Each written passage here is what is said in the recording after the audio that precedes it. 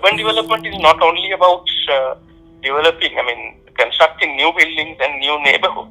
Development means incorporating, the historic buildings, the historic quarters, neighborhoods, and to rejuvenate, new ideas and vistas and new development schemes, incorporating all these things. But unfortunately, development is more geared to the demolition of the old and constructing anew.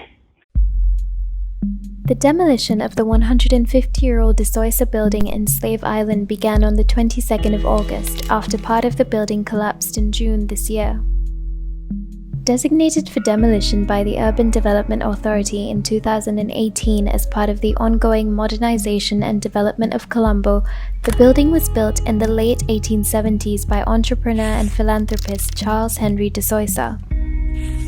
The idea was to create shop houses in that Colombo's neighborhood.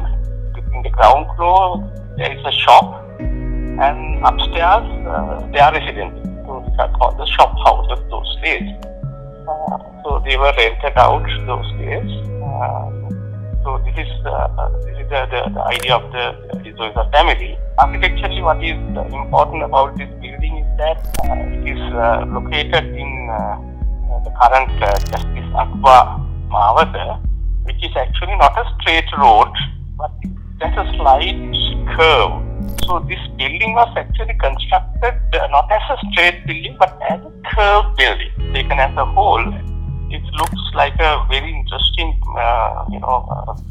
architectural facade, which is a curved surface when you look at from roadside. It is a building, in my opinion, to be saved for the sake of cultural heritage and for the continuity of the memory of a historic city. Despite protests against its demolition by its tenants, conservationists, the Slave Island community, and the wider public, the fate of the building was all but sealed overnight on the 16th of June when, following years of neglect and decay weakening its structure, part of the building collapsed as a result of a possible leak. In addition to the issues of heritage conservation and the eviction of its tenants, the demolition of the building also brings up environmental concerns. Demolition means, it is not environmental friendly, right? That means demolition results in debris, right? Debris which cannot be recycled. So, where are we going to, dump all this debris?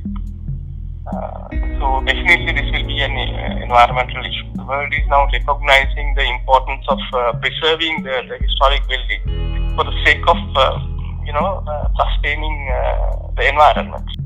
The de Soysa Building's status as a protected heritage structure was never formalized under the Antiquities Ordinance, and despite the Department of Archaeology agreeing to list the building in 2018, the process was not completed in time to prevent its demolition. The Indian-owned Tata Housing Development Company is the lead investor in the UDA's Slave Island Redevelopment project and will oversee rebuilding on the land following the building's demolition. We need modern architecture to boost our, the new image for the country and of our capital. There is no issue, but we need to preserve, the old buildings, old architecture, because that is the only way, the tangible access to our, the progress to our history.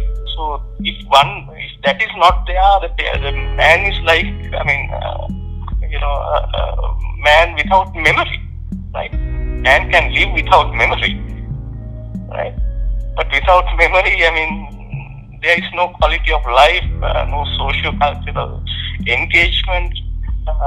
So those are the things, that need to be think of.